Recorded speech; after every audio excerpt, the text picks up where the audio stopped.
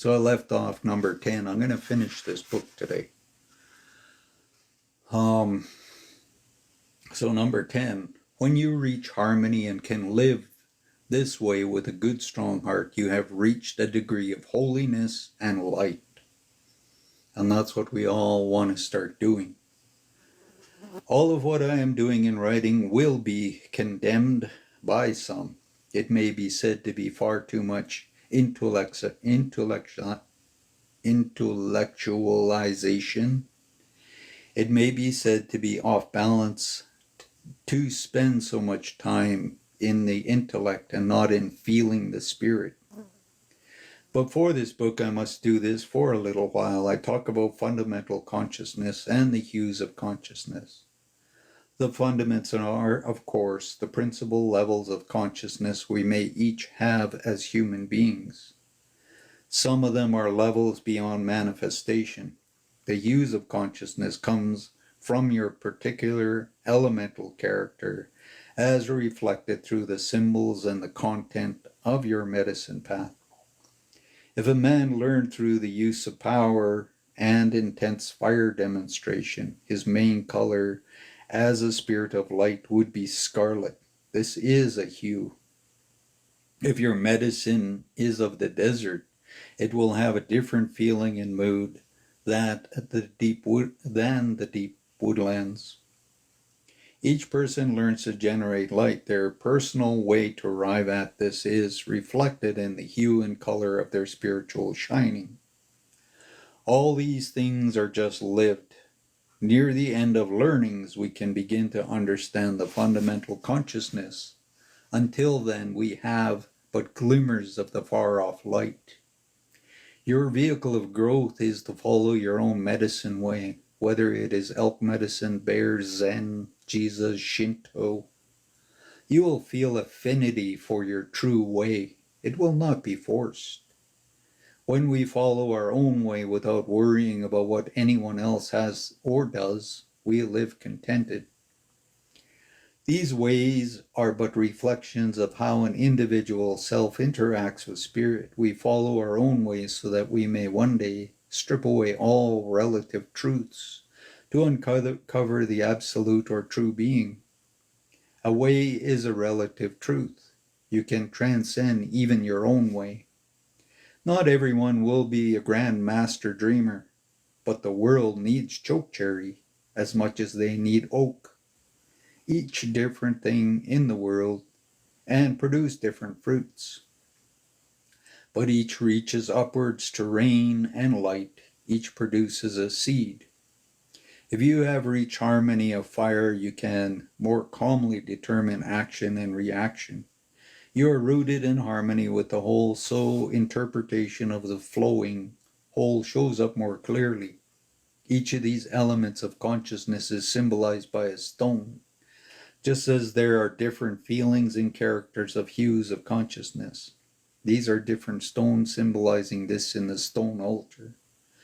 When you learn the fundamental consciousness that follows you to enter the mystic or cosmic wheel of life's realities, you will gradually notice change. You learn one stone or state of consciousness and gradually move on to the next. Learning the way of harmony, you travel the outer circle of the wheel. To do this, you must seek your body's center. This is the one stone you start from. Some young non-natives who find the first stone say they have put together their medicine wheel. After learning the way of harmony, as you travel the outer circle of the wheel, you begin to travel in along the spokes. You begin to have mystical or spiritual experiences. Eventually, through the decades of learning, we begin to comprehend more clearly. Some who first arrive at the center, still filled with illusions and impurities of mind, discover some spiritual power. They mistakenly think that is all-encompassing. The individual sees something that is all that the mind can encompass. They mistakenly think it is all there is in existence. No, you have only gone as far as the mind can encompass. There are also heart and spirit. The fact that these people have not purified themselves keeps them from reaching ultimate power. Just as within the native way there are hues of consciousness, different ways have their own sets of hue. That's why every culture has its own way. You have to understand that. You can't judge no other culture or sacred perception. The fundamental consciousness are the same for all humanity. This makes them spiritual truths. A man from India might arrive at the golden yellow light, but when he tells others, his frame of reference will be completely different. This is cultural influence. The Japanese Shintoists will use different thoughts for the same thing. South American natives will say something else. Christians will say something different. It is all the same golden yellow light. It is a fundamental consciousness. We each follow our little spoke of the great wheel, carrying the impurities of cultural influences and context with us. Eventually, with purification, we begin to understand. Each way has its own speed of vibration and is like a field of awareness and perception that we enter as we learn that way. Since I was also raised a Christian in some extent, I like to use that as my main comprehension. Jesus said the kingdom of heaven is all around us if we could but perceive it. I believe that he meant the Holy Spirit in all things, and the golden yellow light. If heaven is a place with streets of buildings covered in golden color, I think it must be entered through the golden light of the center. The whole world, the very air is golden there. If we could but change our speed of vibration as we elevate consciousness, we could perceive this. The Bible also talks about the quick and the dead, which I like to interpret as to speed up, and the spiritually dead. The ones who speed it up and the ones who are spiritually dead. My own vision tells me that native ways are slow but safe ascents if you follow them purely. Along the way, you might encounter the pines, the snow, trails of different medicine creatures. At the same time, my vision tells me that Jesus stands atop a stone mountain bare of vegetation or creatures, and the sides of the mountain are sheer with no trails. In the future, things will be changing, but right now, this is how it has to be. Jesus says that if we follow his teachings, we'll reach the same height as him.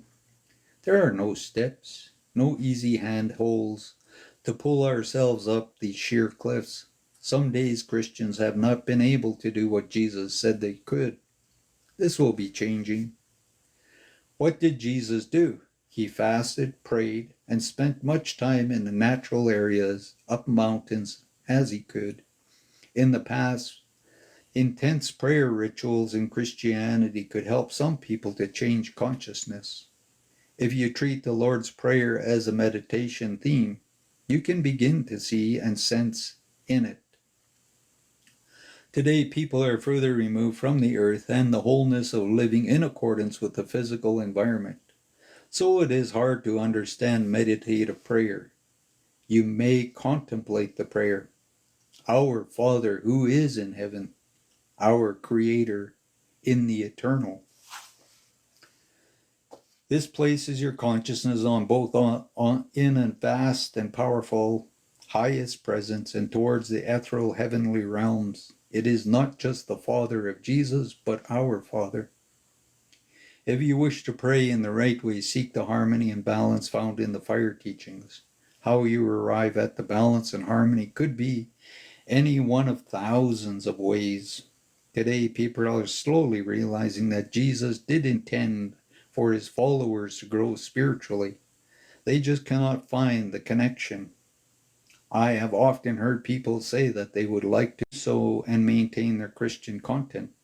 People sense that they must open up somehow. They just do not yet know how to proceed. Once you know the balance of the fire teachings, you can proceed in any chosen way. With this harmony, you can fast and change consciousness. You can seek guiding visions and learning. To interpret your visions and experiences, you might not find many who can put the experience in Christian content. Perhaps, if you learn, you might one day be an old man who does this for the young people. From this basis, you can seek in your own way. If you are truly drawn to native ways, fine. If you are Christian or follow Zen, fine. But seek. That's why Buddha said there are many paths. Find yours. Hey, Pam Rader, good morning. Hope you're enjoying this book. There's lots of good stuff in this. Lodge of the Sun. And it's all going to be recorded on our school so people can get it all. If you can reach this harmony of perfect balance with the manifest world, you have created your mystical fasting circle. As you begin to learn more, you might even be called upon to experience the golden light of the center. I refer to this as earning the mystical eagle feather. It is to proceed from the manifest harmony of the fire teachings to the spiritual harmony of being in the manifest and ethereal realms at the same time. This is why I say that everything starts with the fire teachings. After learning the harmony of the manifest realms, you can strive towards the ethereal spiritual realm. When you pray intensely in the Christian way, you also bring about changes in perception. You make your body still because your devotion demands it. You slowly clear the mind through the repetition of the prayer because it's a mantra you keep repeating.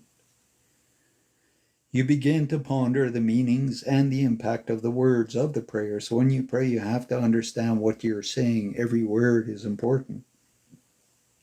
The love of the Father and of Jesus slowly fills you, and you will feel your heart. This is the balance of the fire teachings. These are the same elements of the fire teachings. You calm the body, clear the mind, feel your heart. You recognize spirit as light. All the same things are in Christianity as in the sacred native ways of the fire and stone. These are the element parts of human existence. Some of the connections are just not easy to see. We have an incomplete picture because the Bible seems to take us from the 12-year-old boy beginning his mysterious walk. So in the Bible, Jesus disappears at 12 years old and then he shows up at 30. His mystery walk to the 30-year-old mystic who is teaching. People wonder what happened to him in between. Those who follow a mystical path can guess. He certainly spent a lot of time alone in the wilderness, praying, fasting, and communing. He continued this while teaching and often went off alone, away from the crowds, in wilderness areas atop mountains. Jesus said that he came to fulfill the scripture, Old Testament. I prefer to interpret this as his having come to validate the scriptures. Noah's flood can have happened in reality, yet the symbolic meanings are as important as the literal fact. Great moments of spiritual truth always have both fact and meaning combined. This relates directly to Jesus' first miracle and directly with the Last Supper. I spent 4 days fasting and praying for understandings of the Bible. I received just 3 verses and their meanings. The passage of Noah drinking wine was the first. Jesus turning water into wine was the second. The third passage was that mankind lived in a state of grace, holiness, until knowing good from evil. From these 3 verses, we can understand the whole Bible and its message. These relate directly to what I have been saying about the fire teachings. The flood of Noah is to be flooded by the oneness and wholeness of creation, the meaning symbolized by all creatures. These are the creatures that he took with him. The water symbolizes the wholeness and oneness that we can perceive. The flood also symbolizes an influx of this perception. The oceans and the water to which all rivers and streams eventually flow. Oceans represent the oneness that all spiritual seeking ways eventually reach. When Noah survived the flood, he became a farmer and made wine. He went beyond ordinary body sensations. He went beyond mortal perception by transcending. Jesus turned water into wine. This is comparable to the sayings and the balance of the fire teachings lead us towards transcending. The water is harmony of spirit found in perceiving the whole, the spirit in all things. This perception becomes the ability to go beyond, to transcend, represented by the wine. And this is how we return to the state of grace. This is how we return to the great spirit in all things, the Garden of Eden consciousness. For me, these three passages explain the whole concept of the Bible and of spirituality. From this, we can begin to comprehend the rest of the Bible. What I have not yet talked about is the description of the hues of consciousness inherent to various levels. If you look around at manifest world, you can see that people have differing views of themselves in relation to the world around them. This is what I call relativity. A plumber sees the world and his relation to its the real self or inner self is to realize what is but a dream, and also what is underlying gut rock truth. This would be a fundamental perception, stone dreams. If you take any one person as an example, there are multitudinous levels of reality and relativity in that person. The same person behaves differently when being the manager of a large company than when fishing with his boys. He is different alone with his wife and family. If that person were suddenly dropped into a totally unfamiliar context of environment, he would adapt to meet shifting circumstances. Stranded in the wilderness, his perception of the world and self in relation to it would change. Somewhere underlying the facets of his self and how he views self in relation to the manifest world and other people is the spiritual reality of inner self. Somewhere behind the dream of the self is a real self. Somewhere behind the shifting view of the self is the inner, unchanging self. This is what we seek to know in the mystic search. This is what we call the center, the self at the very center of being. It is the calm inner self around which our very lives swirl and change. In our search for the inner self, this balanced and whole self-awareness, we are drawn to differing ways that each have their own collective reality or hue. In a broader native way, this is recognized as being drawn to certain medicines as an individual. The person who has a vision of elk has those capacities in him before having the vision. The vision or visionary dream signifies and means by which the mortal being might draw closer to the spiritual side of being.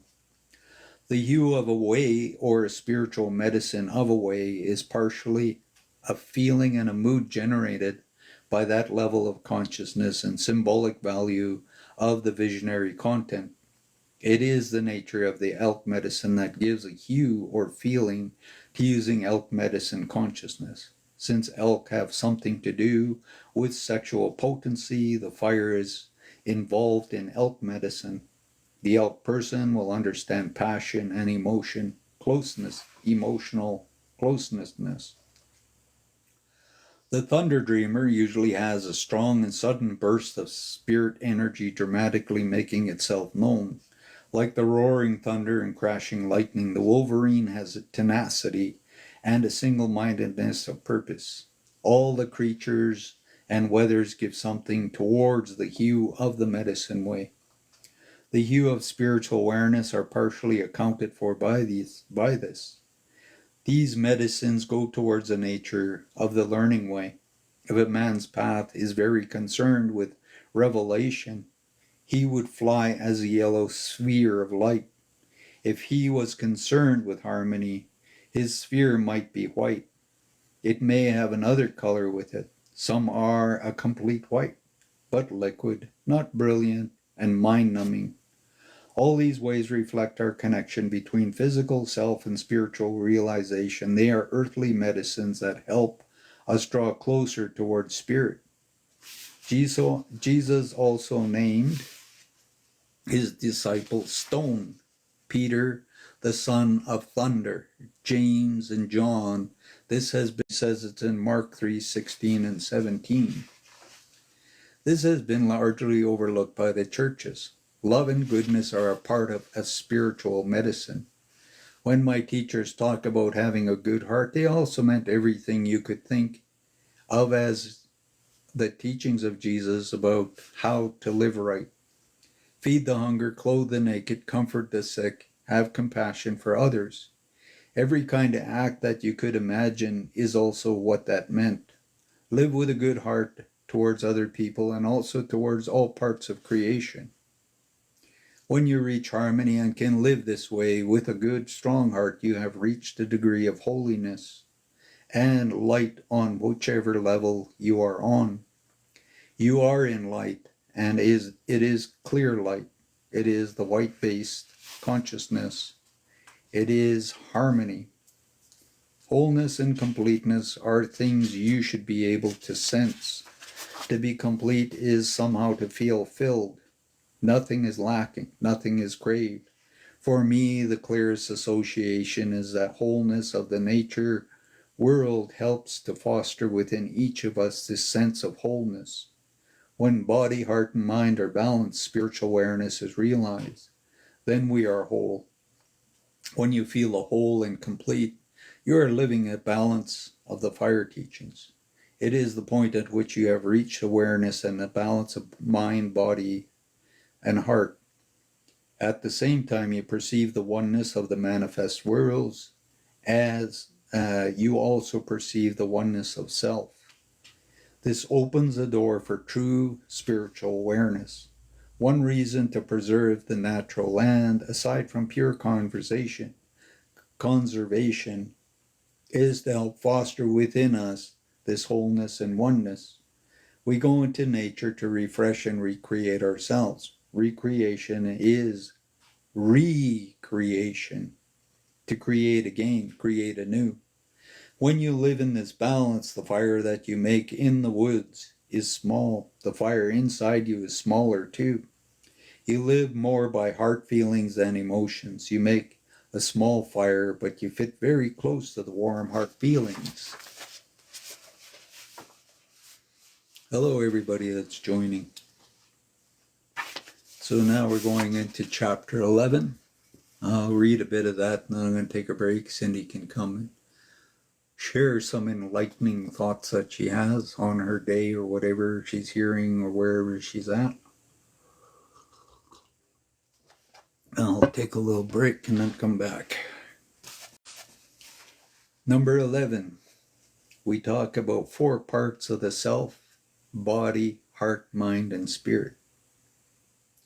We talk about the 4 parts, the growing things: roots, stalk, flower, and seed. We talk about the 4 directions: west, north, east, and south. We talk about the 4 mystical piercings necessary to attain. But the 4 parts of the plants are really all one whole, are still part of the stalk and the seed, and cannot be separated from the rest of the plant. Our manifest body life is like to the roots dug deep. I have said that there are 4 directions that relate to parts, but I also say that there is really only one direction. It is the one in which you are facing. When I finished accepting the fire teachings, I was left wondering where the smoke went after it disappeared. It dissipated into the whole.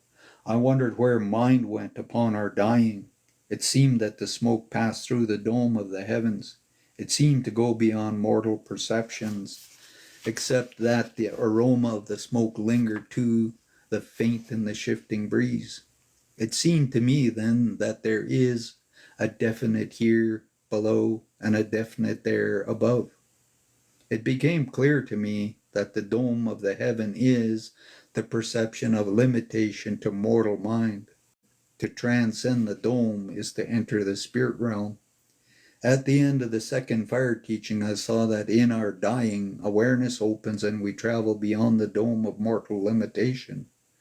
We might then weigh ourselves and the purity of our hearts against the wholeness of the Spirit in all things, Holy Spirit.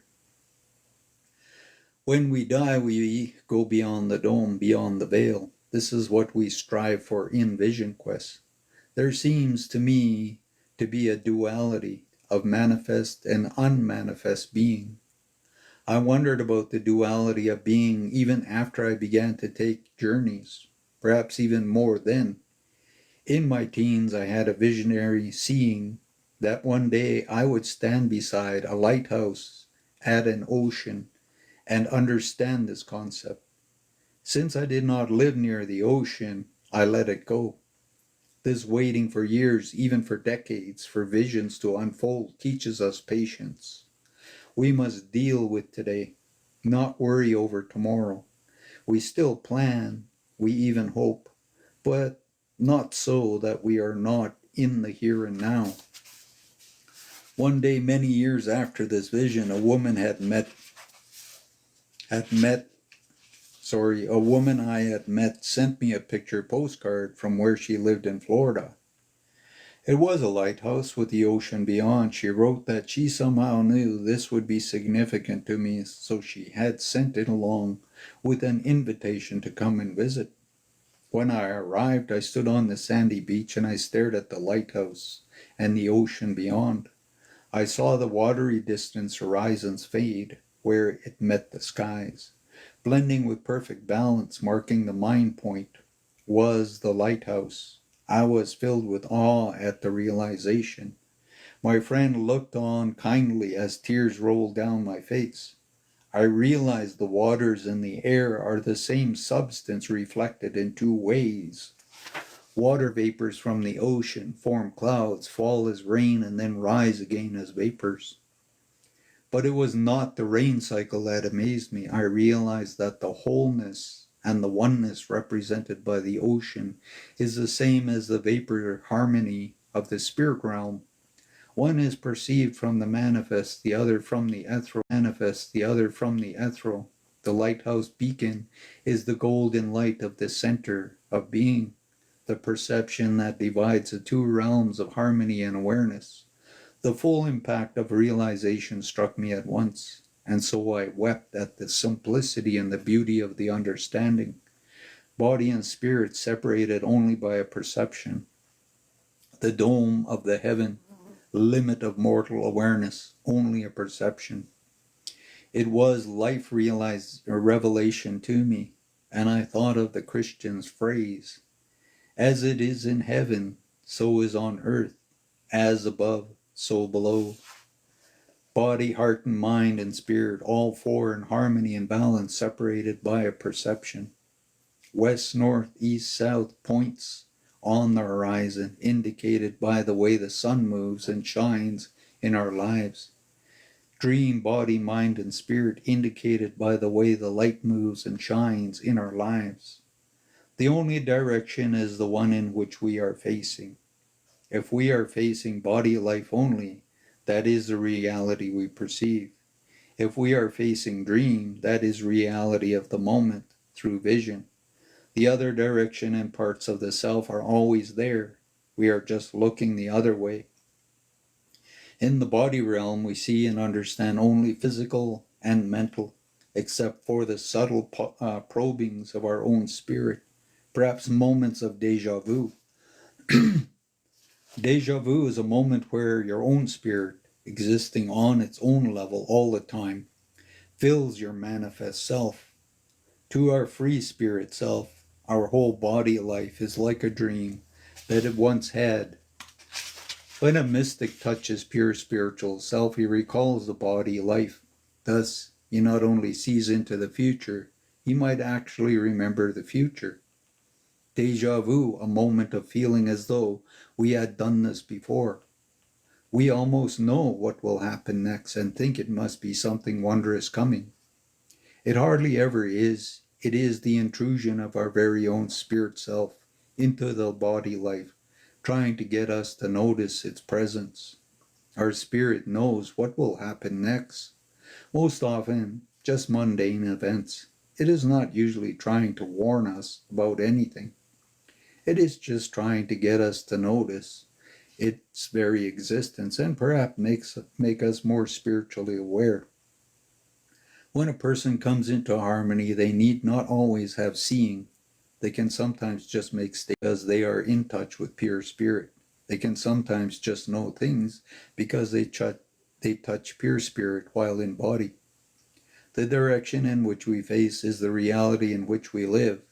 To be a mystic in one reality, it is to look at and from a particular direction. If we train ourselves to see only logical things and leave no room in our lives for mystical things, it takes a logical explanation.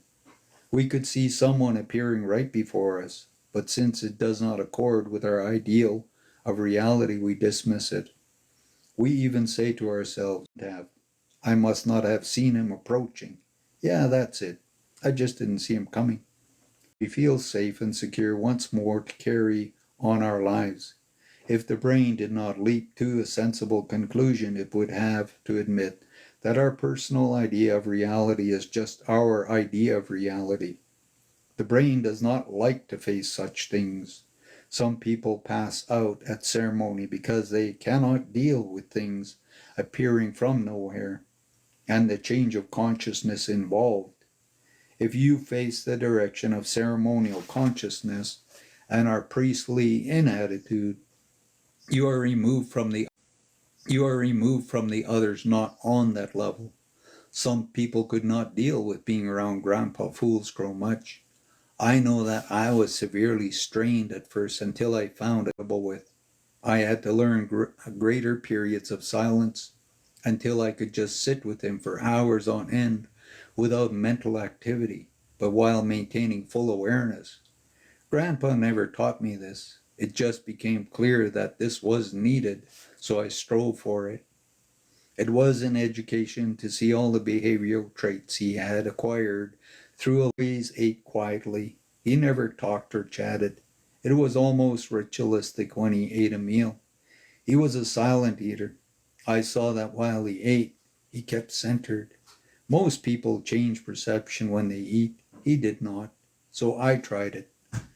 One starts to eat slower, enjoys the meal more thoroughly, and needs less food for the same nourishment. The value of food seems to sink right through you. Inner strength is gained through this. No, Grandpa never taught me any lessons. We just hung together. Despite over 60 years difference in age, he was one of my closest friends I have had. Foolscrow adopted me in the Lakota way as a grandson, but was a friend more than anything else. It was very educational just to see him at his work.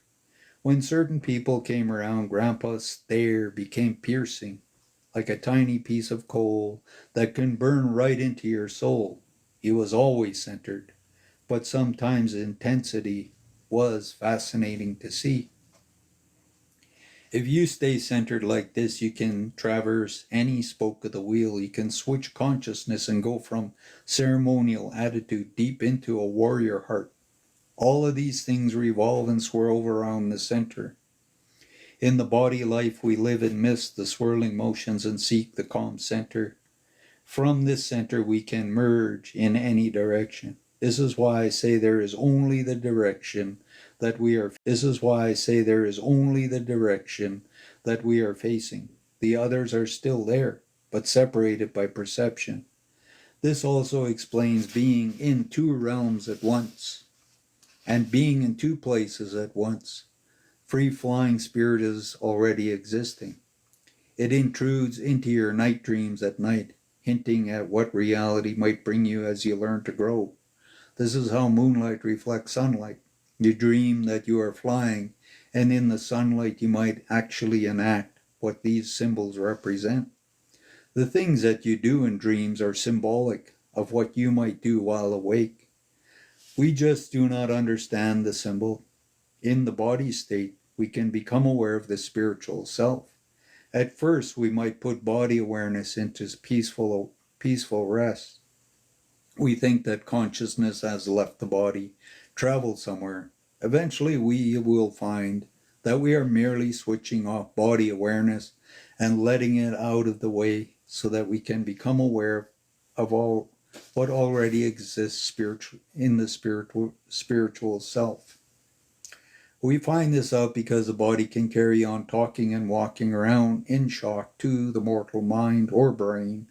To learn this, have mortal awareness is not all there is. While traveling around, if we have reached a high level of awareness, we can even generate another body in another place and time.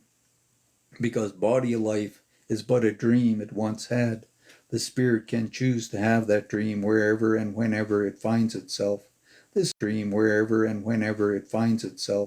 This is not something I ever sought. I have never sought any one of these to use of the powers. I have only sought to grow more light, to impose our cravings and ego desires on the spirit perception is wrong. That's where everybody is trying to have powers or gifts. This would be to cut, shape, or change the stone, to desecrate them. It is to change the natural things to what our human brain thinks things should be like. Whatever happens will be the best that should happen. If I personally never use power again, so be it. Living centered is to generate light. To be whole and complete, powers are side issues. To leave the body and travel around as a free spirit is to change conscious levels. It is to change fundamental perceptions. We begin by changing mood and feeling. Thus, our imaginations help us. We recall how it felt to sit in the old Power Man ceremony, or how we felt in a vision quest. We recall how it felt when the eagle talked to us, or when the mountain lion sat beside us on a cold and lonely night fast. We recall how it felt to experience a great sign, or when we saw the wonders of the natural world. We know that what it feels like to stand in the pines on the crisp, snowy day. No hallucination, not made up imaginations. This is the creative power that, for the lack of a better word, we call imagination. Creative power is something that we each have in the manifest realm. We act out spiritual abilities instead of learning to talk over distance telepathically. Society has telephones. We make objects from other materials and even make new materials. In the realm of spiritual awareness, we also use creative powers. Flying as a sphere of light, we can even generate another solid body, not a mere apparition. We can even create objects, and they stay manifest. Arrive at a state is sometimes spoken of as having crossed the river to the other side of life. Having done these things, having taken journeys, arriving at the center, we begin to live in both realms. From this mind point center of the two parts of the whole self, we use the power to generate light. When Jesus transfigured into pure white light, he changed consciousness in one swoop while staying in the manifest. Rather than be aware of the two separate realms, he encompassed total awareness while in body. This is transfiguration. Despite the number of the mystical events I have seen to be part of it, this remains a deeply mysterious and wonderful thing to me. All these things may come with expanded awareness, speeded consciousness, and centerings, and it is all done straight, with no drugs or hallucinogenics. No matter how far conscious has expanded or on which level of self we feel the wholeness of completeness, we are all still generating light. Whether we search the entire cosmos for the mystical rising sun of spiritual illumination, or step outside our teepee and look up at the sun, we are in light, participating with nature, being in touch with spirit in all things. makes us whole. All the levels we reach are already there existing. We separate ourselves from them by this dome of the heaven, this barrier of perception. We reinforce this barrier by living wrongly. Wholeness and completeness are there all the time. So we become that all the time. When we listen to sad music, think of lost love, we separate ourselves from the feeling of wholeness. Instead, we feel lack. When we feel lack because our loved one is not there to help us feel more complete through the light we generate together, but in spirit, our loved one is the light and completeness in itself. We separate ourselves from it. How much more sad will we be when the natural world is no longer there to heal our wounds with its wholeness and completeness? Where will human beings turn then? When we feel lost and alone, does the natural world not restore and recreate us? When I was arriving at setting aside the ego dominations of the body self, I was reluctant to surrender to spirit guidance. I thought that somehow I would be lost to myself forever. In the end, it was a simple matter of saying yes to spirit. It is to yield to something higher. But as I said, the music that we listen to, the moods that we create within ourselves, acts either to open us up to growth or to close us off from growth. An elder from Northern Ontario once explained this to me. I never learned his name. I was traveling to a native friendship center to visit a friend. This elder saw me approaching. He had been conducting his ceremony there. In the Indian way, he told me, change dreams before coming in here. I asked him, how could I possibly do that? Start in your feelings. When I entered the center, he was just leaving and greeted me warmly and nodded as we passed. He simply said to me, good. As simple as that, yet in the basic tenet of spiritual growth, begin with your feelings. Begin with the feelings about yourself. Many people tend to concentrate on the negatives and feel bad about themselves. Some people think, I am not good at fixing cars. I cannot cook. I have no education. And maybe I'm not all that good looking. All these negative dreads, right, resentments, separate us further from spirit of light. The same person could probably also say, I never got lost in the woods. I can hunt and trap. I am honest and live by my heart. If you live by your heart, who cares if you can fix a car? Everyone has strengths and weaknesses, whether we are content. And strong person depends upon the point we view from. This is the direction where we are. To change our point of view can change our feelings about ourselves, our relation to other people, our relation to the world. We recall the strong point, not the weak one. I have been refused service in stores because my braids offended the non-native. Redneck ranchers have interrupted meals in diners with rude comments about my wife and by asking me to do a little rain dance for them. Whether I am content or sad depends upon my feelings on the mood that I create. I do not have reservation status. I am not enrolled there. This bothered me for years. It was a dream that I dared not voice aloud. Eventually I learned to let it go. I was waiting in Rapid City, South Dakota, when an older Lakota came up to me. I had been thinking about all of this.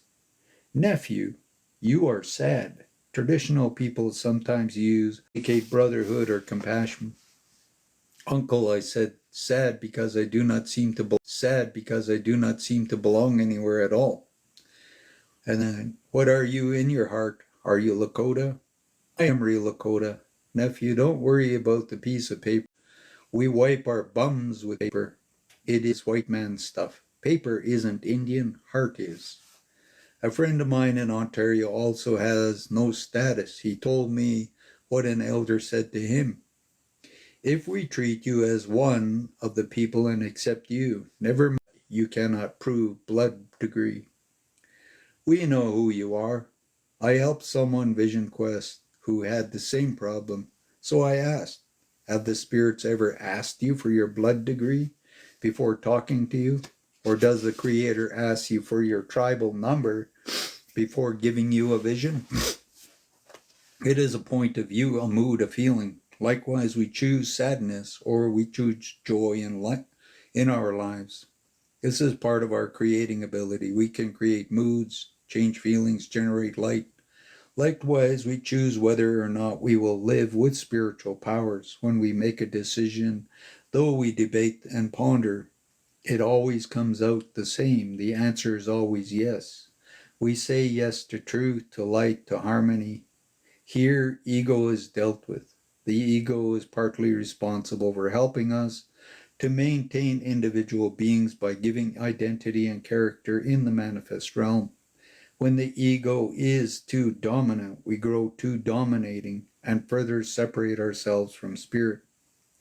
The more isolation we feel, the more our inclination towards abuse or sin against nature and spirit. The more one lets go ego rule and self, the easier the inclination to overemphasize self-importance to other people's cost. This gives rise to lying, stealing, rape, murder, greed, envy, and all so-called sins. These are manifestations of our separateness from the spirit whole. When you live in harmony, you do not seek to gain at another people's cost. It is spiritual consciousness. Goodness is to live within the following patterns of the whole to be a full part of the spirit in all things. If attacked, you still defend yourself. If controlled by evil, you still deal with it. You do not seek to do evil yourself.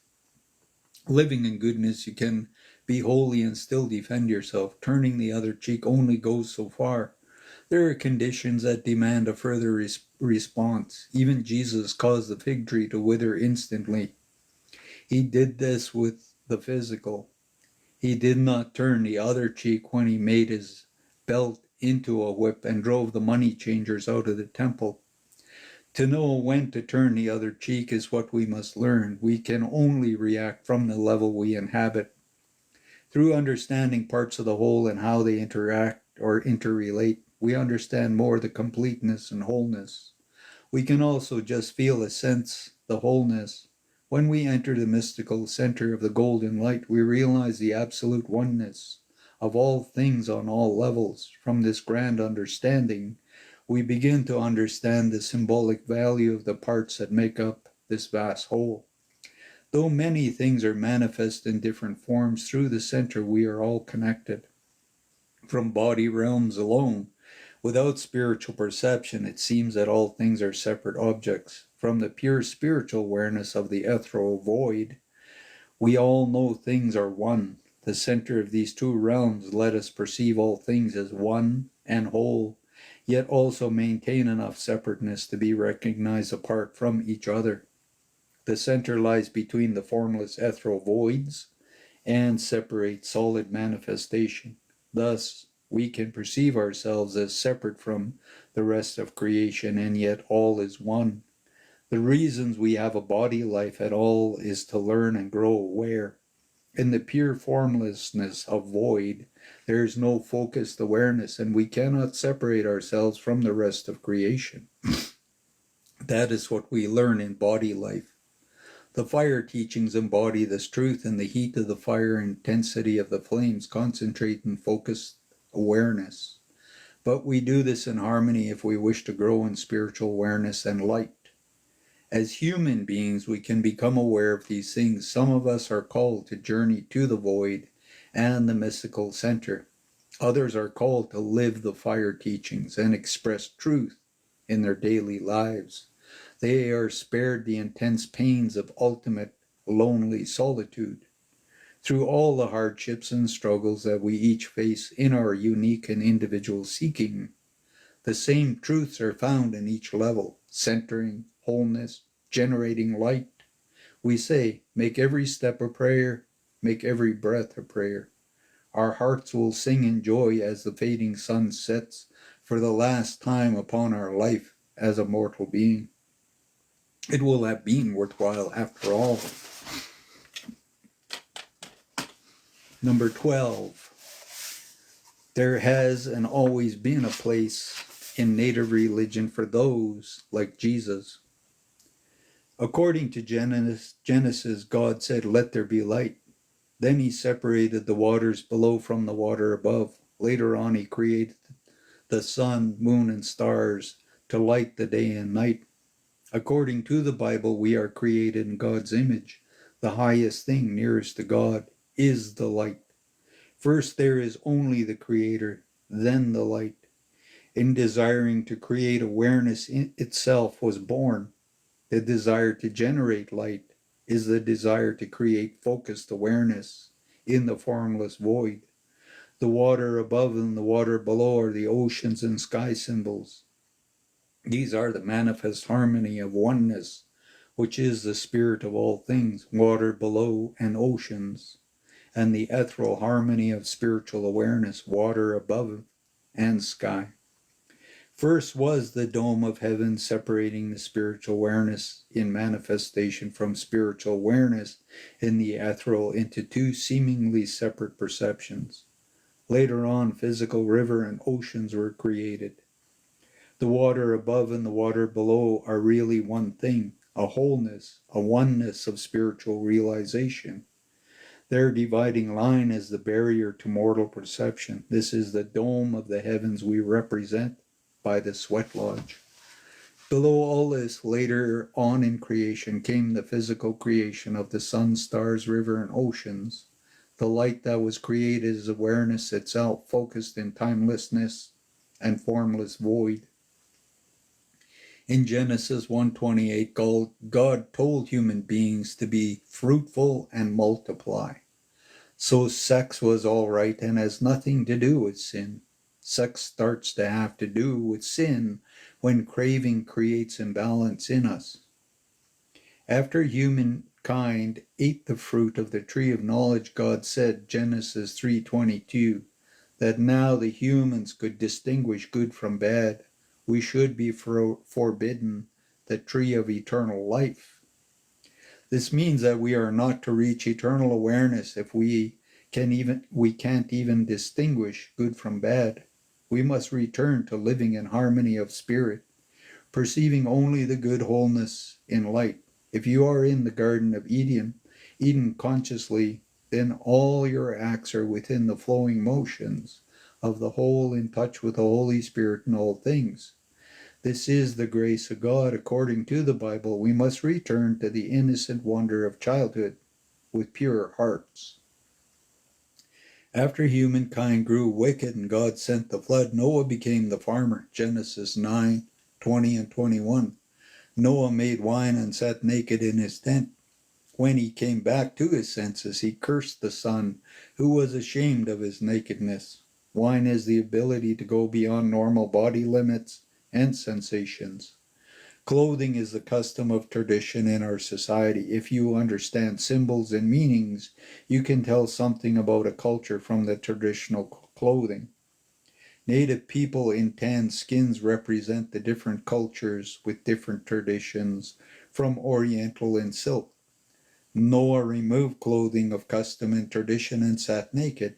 He went beyond ordinary awareness. He transcended the dome, and because his son was ashamed and did not understand the significance, and the son was still clinging to old ways, Noah cursed him. In Genesis 28:10-12, Jacob was traveling, and at night lay his head upon a stone. He dreamed of angels going up and down a ladder, or stairways to heaven, and doing the will of the Creator. I have always been impressed that he lay his head on a stone. He rests in a certain perception and consciousness. In Genesis 37:3, Jacob loved his young son Joseph and gave him a cloak of many colors. Joseph began to have dreams and to be able to interpret dreams. He understood the symbolic meanings, the coat, cloak, the robe have the same meaning. In the native way, it has traditionally been the robe made of animal hides. It has been replaced in modern times by the blanket. These all signify an encapsulating consciousness that we wrap ourselves in. It is a secure perception to protect us and give us heartwarming security. The robe or cloak is a dream, a reality, a hue of consciousness from which we use spiritual abilities. Joseph's cloak was many colors, meaning knowledge of many things. In Exodus 3:2, Moses entered the burning bush that was not consumed. He was told that he was on hallowed ground. The bush of the trees are the standing people. The fact that the bush burned without being consumed symbolized Moses would use the great powers without risk of being consumed or tempted by them. He would be still and calm, center, though he was a fire with power. He would not be consumed by the intensity of the great passion needed to use great powers. Ceremonies exist in the old time of the Old Testament. In Exodus 21 or 29:1, Jehovah tells us how to conduct ceremony to make Aaron and his sons into priestly lines. In Exodus 20:24 and 25, Jehovah tells Moses to make only a simple altar of softened soil, mellow earth. If one worships through stone, we are told not to cut, shape, or change a stone in any way. This desecrates it. We should use the mellow earth teachings of living in harmony. From this consciousness of balance, we are worshiping the Creator. If a stone is used, we are not to impose man's idea upon the fundamental perception. Do not change consciousness with the intent of making one particular thing happen to suit your ego. Discover what awaits you. Commune with the oneness of creation. You are giving worship to the Creator. When the great mystical prophet Elijah was about to be taken up into heaven, his student Elisha was there. Elijah asked what the last favor the student would like granted. Elisha asked for twice the prophet's power Elijah had. Elijah said that if Elisha could actually see the master being taken up to heaven, his wish would be granted. When Elisha saw it, he immediately tore up his own robes and took Elijah's robe for himself. This particular robe signified the spiritual ability Elijah had. This is similar to Joseph's cloak, signifying the ability to dream and interpret dreams. In Genesis 7:17, it rained for 40 days and nights, causing great floods. In Exodus 34:28, Moses was atop a mountain of stones for 40 days and nights with no food or water. In Matthew 4:1 and 2, Jesus went into the wilderness for 40 days and nights. At the end of 40 days, Jesus was tempted. He was asked to turn the stone into bread to ease his hunger. This means to seek the ability of the fundamental perception. He replied that man does not live by bread alone, but by the very word coming from the mouth of the Creator. To honor the will of the Creator, this means the great powers of the prophets are not the nourishment we should seek. We must live in the right way, pleasing the will of the Creator, fulfilling sacred design. Stone can nourish us in its way. We learn about light and spirit through the different perceptions. We seek just one part of the whole and isolate it, would be to cut ourselves off from the wholeness. Jesus was transported atop the temple in Jerusalem. He was asked to jump off so the angel could save him. He replied that we are not to tempt the Creator. He was put atop the religious center, the highest level in the religion. He was asked to jump back down to the level men live at, to see if the angels would rescue and elevate him again. He replied that we are not to test the Creator by purposely losing ourselves to see if he will find us and save us. Jesus was transported atop the highest mountain. It represented the highest consciousness that we can reach and still maintain body. It is as high as we can ever climb in the physical. Jesus was told that everything below him, all the kingdoms and levels below him, would be his if he would serve evil. Jesus replied that Scripture says we must serve the Creator alone and do his will. We say nowadays, absolute power can corrupt absolutely.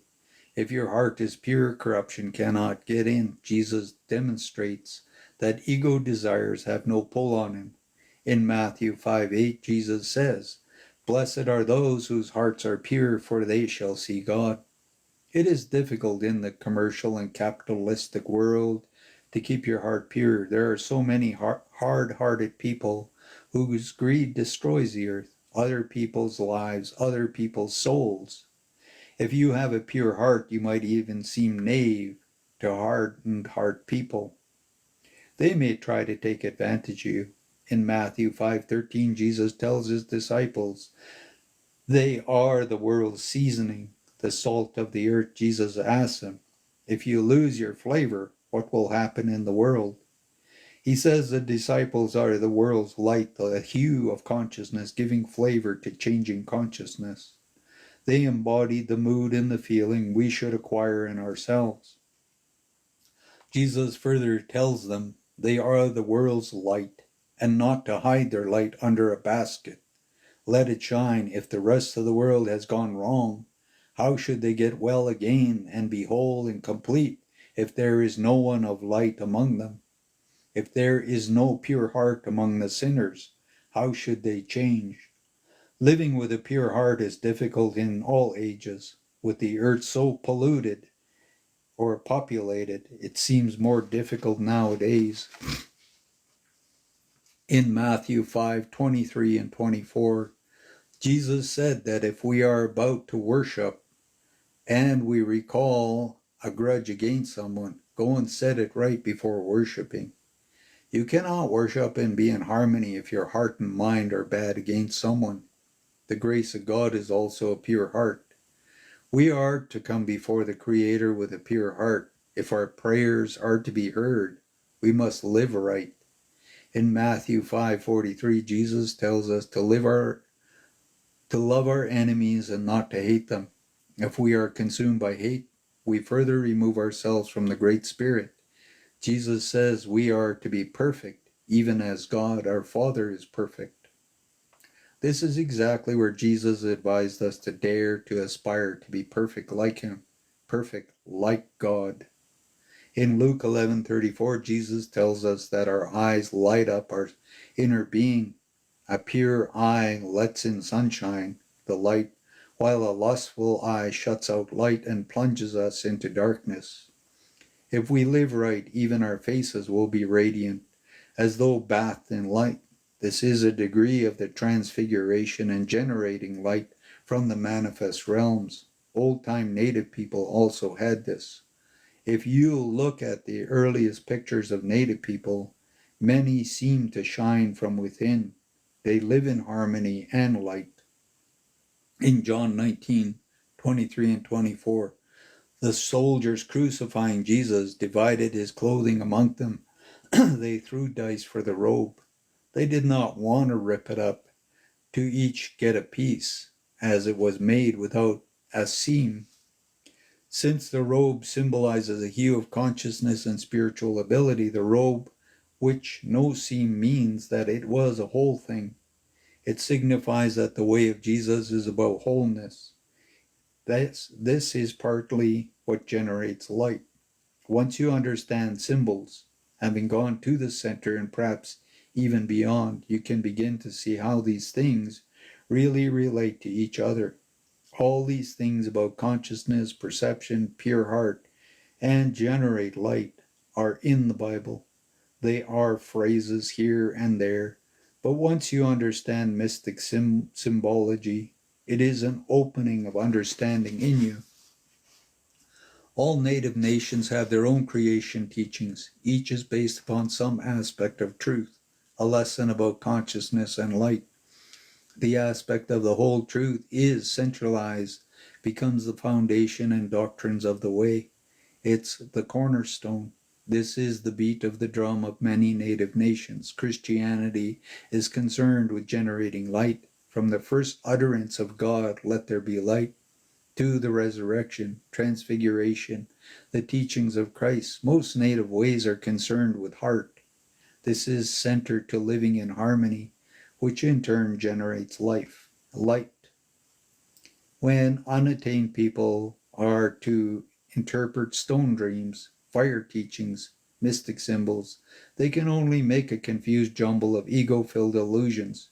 If you are ruled by ego, how can you judge egolessness? I was raised Catholic Christian for 20 years. I never heard anyone say that the wine represents the ability to transcend mortal limits. If you think about it, you know that alcohol makes you go beyond normal body sense and awareness. Society has turned some ceremonial wine, taking in the hope of glimpsing spirit, to sensual wine and seeking body pleasures by altered consciousness. I have never heard of the priest telling how a member of the parish fasted and transcended. I have never heard of a priest transcending except for a few who were ignoring or ignored until after they died. On the other hand, I have had to deal with so-called medicine men who do not hesitate to put medicine on a good-looking woman to sleep with her, even if she is married. Then they throw her away and do not want her anymore. It might be an expectation to the rule, but it happens. The ability to misuse power also exists. We call it evil. That is why I give you the crucial reason not to misuse spiritual powers. When you die, you will have your life and acts weighed against the purity of the whole. The transition from body life to afterlife will be determined here. If you abuse power, you will be paid back in this life or the next. Better to be a humble person with a good heart than to have all the power in the world. This is what Jesus said. Better to lose the whole world and gain your own soul. Fame, honor, recognition, money, achievement, these are but all fleeting glimpses of ego admiring itself. Ego is a fickle lover who will one moment tell you how great you are, but in the next prove to be the weakness that causes your suffering and demise. You have been misled by thinkings of Jesus as God made man. Jesus is not the creator any more than we are. He was a fleshly man with pure consciousness. His devotion to light and spirit were perfect. When we think of Jesus as creator, man-made, come to take our sins away, we are mistaken. Jesus taught us how we could seek redemption, enter the grace of God, and participate with the Spirit in all things. He taught how we can generate light and live in the right consciousness. Jesus said that we should pray to our Father, not only his Father. Children of light are children of the same Father. It is wrong to think that somehow Jesus did it all for us. We still have to do it. When Jesus was crucified, the sky darkened, the sun and the light was blotted out. Great thunder and lightning came. The mysterious power filled the people with awe. Everyone trembled in fear when Jesus died. The curtain that hides the inner sanctum of the temple was ripped apart from top to bottom. Before this, the inner sanctum of the mystic was solemn domains of the priestly line. Only they would be behind the veil in the temple. Now all people could see into the mysterious secrets of the temple for the first time. The whole world could look in and see beyond the veil that separated the realms. Jesus caused the hidden truths to be revealed to the world. We still have to look, to learn, and to live these truths. This is one of the most important things in the Bible, and most churches fail to teach it. To demonstrate that even those living in darkness, spiritually dead, could be raised up to life and light. Jesus enacted this truth through giving himself to death. He rose from the physical dead as we could know now, or know anything is possible. It is easier to raise from the spiritually dead. The native world has much in common with the Old Testament times. There are ceremonies, voices in thunderclouds, water from stone, people fast, seek visions. There has always been a place in native religion for those more like Jesus, seeking to live in light and harmony beyond their resilience on ritual. Jesus accepted his role and fulfilled sacred design. In Jesus' time, the Old Testament was just that, old, as in the new or the old news. There were others who taught and healed, but the the authority of Jesus was unmistakable. People recognized him. Today, again, people look to the whole Bible as old news. It is said that many clergy do not even believe that Jesus rose from the dead. In mystical understandings, knowing how we can see into the past and future, we even talk telepathically through time. It is not unthinkable that Jesus could appear again in body. It is not unlikely that it will be in the next 50 years. It could be any time. The prophecy is that like lightning flashes in the east and seen at the same time in the west, so will the coming of Jesus be. This means that the second coming will trigger a vast awakening of the population. Lightning is the sudden encompassing burst of light which startles us into waking up for a moment. The whole world will suddenly look at the axe gathering money and fame, ego cravings, stroking ego. The whole world could be in dread of judgment. It will be so undeniable that the whole world will know the truth about living in the light, harmony, and heart. Jesus is also in native knowledge. At the end of the last century, the ghost dance movement also concerned itself with Jesus. In the Bible, Jesus is called the morning star. Revelation 22:16. The morning star rises before the sun, leading the way. Jesus led the way to light. The clear light will come to us from the east, the warmth of the earth, and harmony and contentment. Hope you're all getting a lot out of this.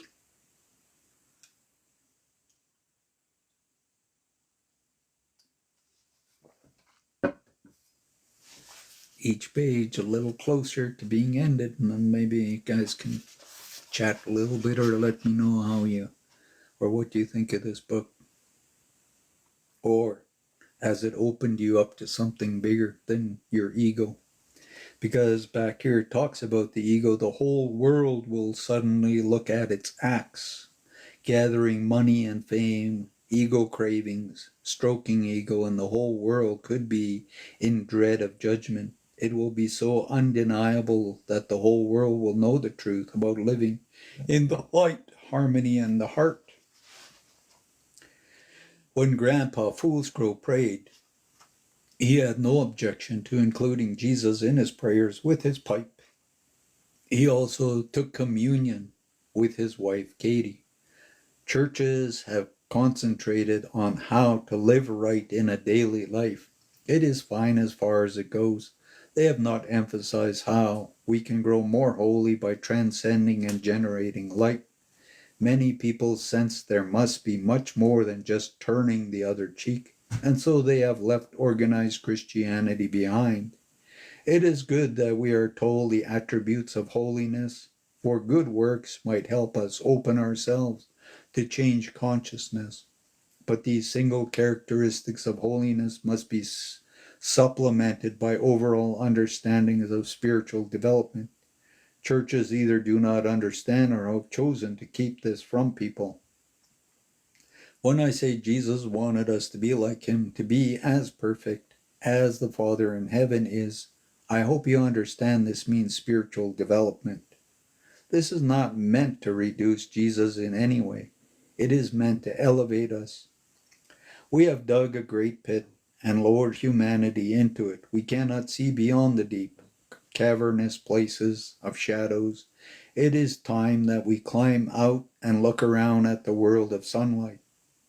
I saw this in my vision as a youth, between the mountains of stone, the mountains of snowy pines, was the wide valley floor. It was dry like a desert, From the valley floor, the tops of the mountains seemed like an impossible height. Very few tried to climb the snowy mountain with easy trails. No one tried to scale the sheer stone cliffs or the other mountains. This desert valley held hundreds upon hundreds of thousands of people. They milled forward slowly, indicating the passage of time, the forward progress of humanity. Eventually, people came to the end of the mountain which bordered the valley. The valley opened out to the plain. Directly ahead of this mass of humanity was a single low mountain. The sides were steep, but there was a place directly ahead where one could ascend. The great mass of people chose to travel around this mountain. They thought there must be a better place, hoping for a better way to live. Everything they had known so far was desert. Some small group detached itself from the rest of humanity. They chose to travel alone. Then a few more people left that surging mass of humanity and joined the small group. A few turned back because they feared what may lie beyond the safety of humanity's routines. The small group climbed slowly up the mountain, not knowing what was up there, but trusting the leadership of a very spiritual man. Atop the mountain they found a wide, fertile plain. Thick, lush green grass grew over the wide, flat area. The plain seemed to extend forever.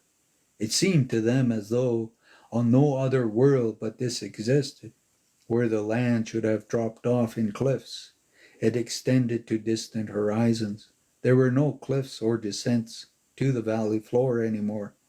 The place they had left no longer existed for them. They had found a new earth.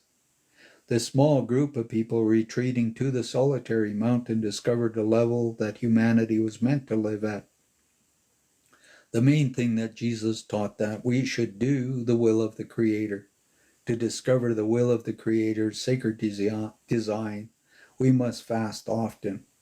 Jesus fasted often. He went into nature areas alone and prayed. Whatever the will of the Creator is our work on earth. The work that Jesus had was to teach, demonstrate spiritual powers, and to die amidst great and awesome powers. In the native way, some are called to be healers, some are prophets. Some live good, simple, quiet lives of generating light as fire teaching indicated. Whatever we are called to do, we can fulfill the will of the Creator. Like Jesus, we might know our work from before our birth. We might discover it in the early youth or as the young adult. It might take us 40, even 70 years to find and do our work. When Uncle Mark told me why he taught me, he said this was part of his vision. He had that vision before I was born. Uncle Mark was also a seer and a healer. By doing the work that we are given, we fulfill sacred design. In general, the will of the Creator is that we live in harmony, generate light, grow whole and complete. To accomplish our work is a great blessing for ourselves and for humanity. If we do these things, we are a full part of creation, in the grace of God, the great Spirit in all things. And it says, epilogue. The grandeur of life is something that we train ourselves not to perceive. When we live removed from the wholeness of the natural world, when a dark, boiling thundercloud comes sweeping out of the clear western skies and stops above us, rumbling, we are filled with wonder. When a mighty, encompassing voice speaking to us, we are filled with awe. When a blade of soft spring grass brushes against our bare ankle, we feel the same awe and wonder. I have told you things from my personal life so that you can know this is really possible. I am a man in a body. This is not a teaching tale from long ago. I am alive today. I have capabilities that people immersed in technology society do not even imagine. By we, I mean spiritual mystics around the world. and you too, if you so choose. There is a great peaceful feeling at good medicine ceremonies, and when you participate with spirit, it is a deep knowledge that somehow everything is all right, everything is whole, round, and complete. There might be no food at home, or even no home to go to. There could be no job waiting, but somehow everything is all right, filled and complete. Everything is in its place. You are whole. You touch spirit and the grace of God. Somehow everything is all right. This is the sweet medicine. When you have lost your way and you feel cold and abandoned in the world, you can climb the mountain and pray. You can be taken back into wholeness and spirit once more. It is as though your ignoring spirit for a while was a sin that has been forgiven, and once again everything is all right. You feel the warmth and the fullness of heart.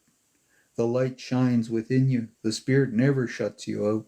You remove yourself from its touch. The awe and wonder of creation is that if we seek to re-enter the wholeness and light, we may do so. It feels much like having sins forgiven. Jesus also said, "Be whole and sin no more." Is sin then not the result of having separated ourselves from the Holy Spirit in all things, and the whole? For all the thunderstorms, healing, miracles, mystic signs, one of the greatest things is that we can re-enter this touching the holiness of light, this great Holy Spirit in all things, including in us. This is healing. It is the true healing that counts. To me, it is the wonder and awe of life. So, you want to talk, you want to let me know where you're at. Has this helped? Does it open you up? Does it clear your mind? Does it do something? Just allow yourself to just move through it. Don't fight, don't struggle, don't do a lot of things. And start letting all of that go. And then go back in your mind, because we're here to create, manifest, and do stuff. Dying is just a part of life. Everybody is going to die at some stage. Animals die, everything dies. And we have to give thanks to each human being and let them carry on their journey. Lots of people, like I say, are really, really sick, and they're going through this transition. And it's their journey. And you have no right trying to force them to stay here. You have to want them to move into whatever is their next existence.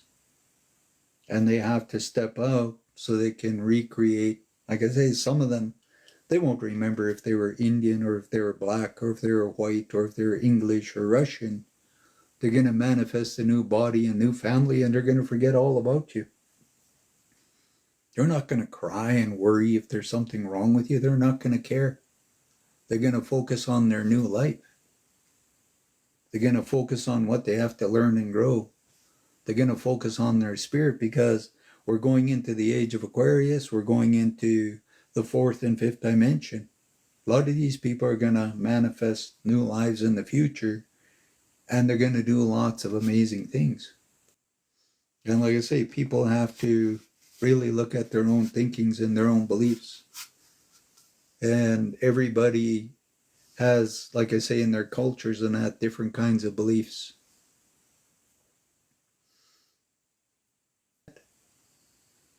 Just ask to go inside and look at it. We all got to look at our darkness. We all got to look at our anger. We all got to look at stuff. And like I say, we're all clearing things in all kinds of ways. And the universe is trying to lift and clear and take things out. And like I say, it's not about fighting. It's like trying to meditate and go inside. Don't worry about everything else around. Don't worry about the world, your neighbors, and all kinds of stuff. Just look inside yourself. Let that light get brighter and stronger, and really reveal what is the truth. And this is where, when we're children, sometimes thoughts, feelings, and things are implanted.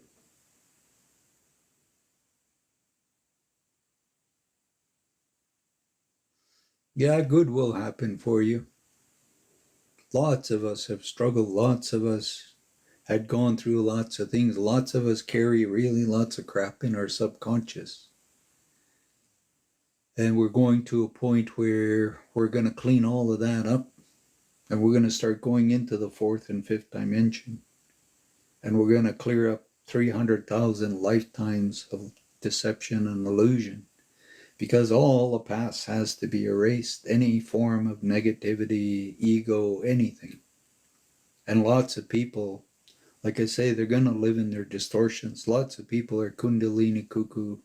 Lots of people are, in ego and power and things. They have to figure it out. Whatever they carry is their learning, their lessons, their journey. And they see through distorted filters. And there's nothing you can do to help them to see what is right or truth, because they have to stop and start over. They have to wake up and realize what is real or not real. Like I say, I just share knowledge. I'm not telling you what to think, what to believe. Every native culture, anywhere on this continent, from the Arctic to the end of Brazil, have their practices and their ways, and they saw a new creator. And like I say, we're in a transition place. It's like I go up and down, in and out of all kinds of things. But I got lots to deal with all the time. I still have to live, and I have to sit with myself. Some days it is just crazy and insane what I'm inside. And I have to figure out a way of dealing with it. And I have to figure out a way of opening these paths into the future. I don't have to prove it. And this is where at times I will tell stories about the hubcap master and how he would think and believe and say, and he always asked me, tell the universe to let me have permission to see your property and everything in the future, and I'll win $1 million and buy it for you. I'm like, no, it doesn't belong to you. And there's lots of people who said they would have healing centers and I would work for them. I didn't come here to work for people. I came here to help the world.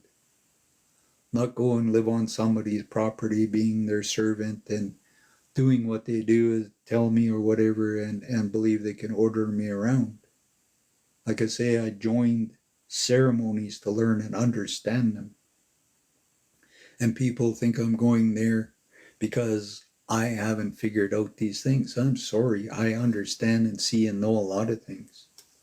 I don't always say what I see, feel, and know, and I try to help people. And when I'm clearing, people see lots of stuff and they will not tell me and Cindy these things. And I'm like, why? You want me to tell you everything? You want me to help you with everything? But you don't want to be honest or truthful. I know who these people are. I allow the universe to decide and judge them. I don't worry about it. And like I say, I grew up as a Gwich'in Indian. I don't have to prove if I'm a pretend Indian. I don't have to prove if I'm an elder. I know who I am.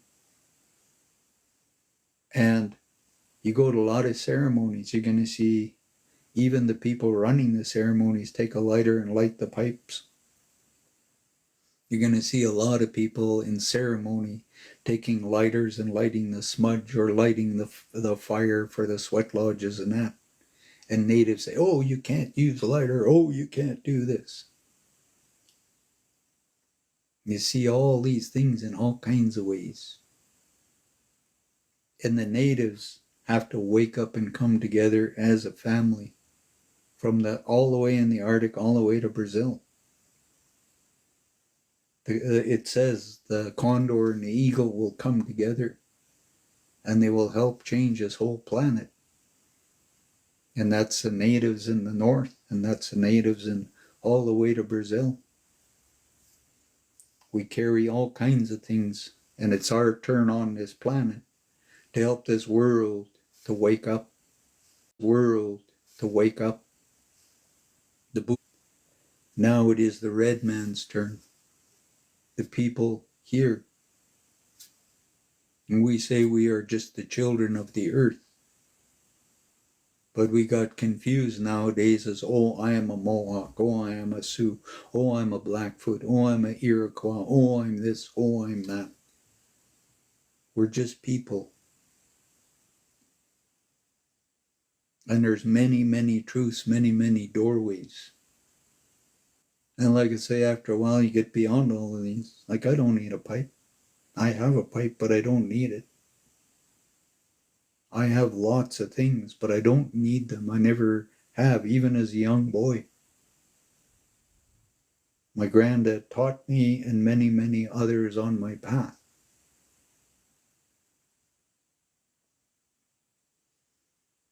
Yeah, lots of people use bad pipes. Most ceremonies now are done with bad pipes. There's people sun dancing and going in and out of sweat lodges and using lots of pipes in wrong ways. But I just watch. Creator will decide, not me. In every culture, there is a shaman, there is a spiritual person. You'll find them everywhere in the world. If you're really meant to, they'll show up, but they won't show up a lot of times because people destroy them. I show up in lots of people's lives. All they do is they end up trying to harm me.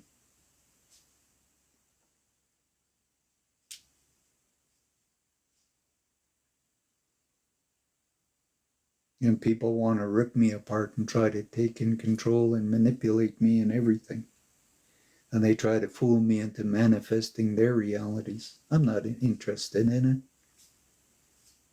I'm only interested in the future, and who belongs there will end up there, and I will shake their hand in the future. Everybody has choices right now.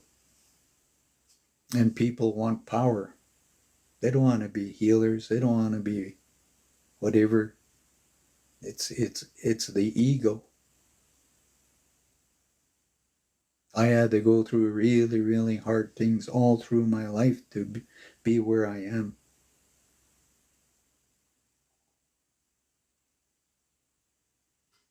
And like I say, you always ask your angels, your oversoul, and God, who is your teacher? I show up for reasons. That's why the universe got me to do this TikTok live. And that's why I've been doing it all this time. But when things shift and change, all of this may disappear. And if you still haven't figured out how to ask God to bring you the teacher, and if they're not showing up, then there's something you got to heal, because the universe will not bring good people to somebody if they're going to destroy them. People always say, oh, I want my soulmate, my partner, and this and that. And then a person shows up, and what do? They destroy that person. They don't love them. They try to change them. They try to alter them. They try to make them in all kinds of things. Lots of times when we gotta have bad people and things show up in our lives, it's because of bad past karma.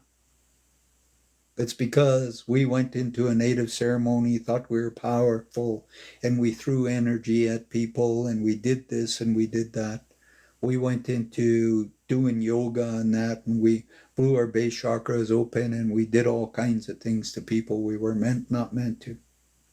We went into witching spells and all kinds of other stuff, and we did all kinds of things, sending energy, doing all kinds of stuff. When we were teenagers, we were really ignorant and bad because we were all messed up in the brain because we were chemically in our chemistry for the first 30 years, and we treated people like shit. So the universe finds ways for things to come and kick you back in the ass. The universe even uses your own children to make you pay karmically. Don't believe you're an angel. I say I'm a human being. I made lots of mistakes. My granddad even told me that. He says, you will make lots of mistakes. And I even tell Cindy that. I says, I made so many mistakes, and I don't want anybody to go through the things I did. And I tell the truth about it.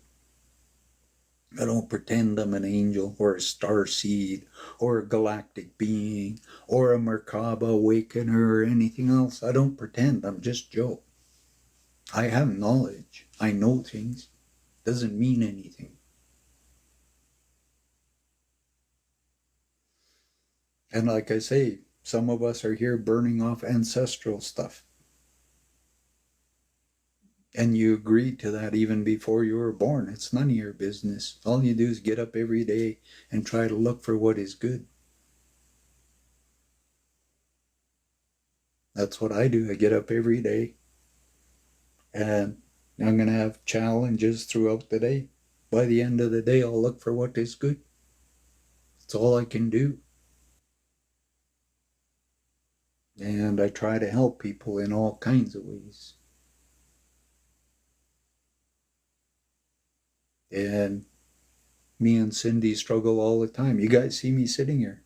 You don't see my struggles. You don't see all the things me and Cindy got to go through every day.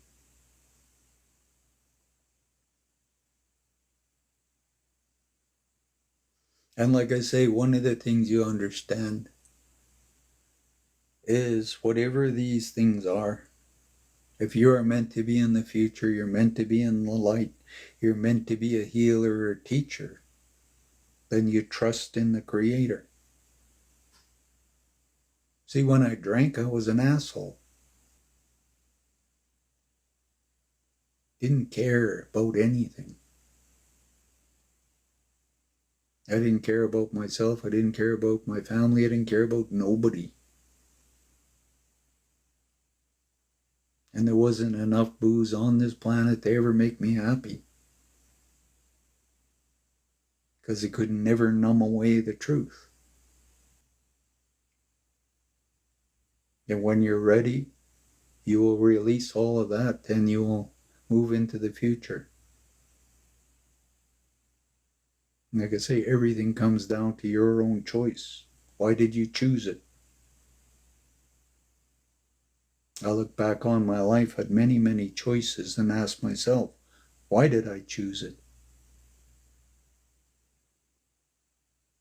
I survived it, I'm here. But there's something I learned in it all. Because I search for elders and teachers and people, and I don't find it. I just see people walking around in costumes, doing all kinds of things in their big groups. And they're like rock stars. They're like Motley Crue. You know, you go somewhere, everybody's like, ooh, Motley Crue. I see all these people are training with Alberto Villoldo's teaching lots of people into that. And a lot of people are learning his stuff. And they're going around and they're becoming teachers. No matter what, you're always working, you're always learning, you're always... And one day I'll be even older and I'll look back and I'll still be learning. There's so much to learn and do. And when you're searching out there, there's not too many good people. And there's not a lot of good people that will put themselves out there because there's bad people that will come and destroy and do harm to them. Like I said, I know a lot of elders that put their pipes away and they won't teach, not on their reserves, not to their families, not to anybody. Because they're tired of getting cursed, they're tired of bad medicine, they're tired of people doing silly things. So they just don't. They sit quiet, they say a prayer and that's it. They won't take out their pipes, they won't do anything.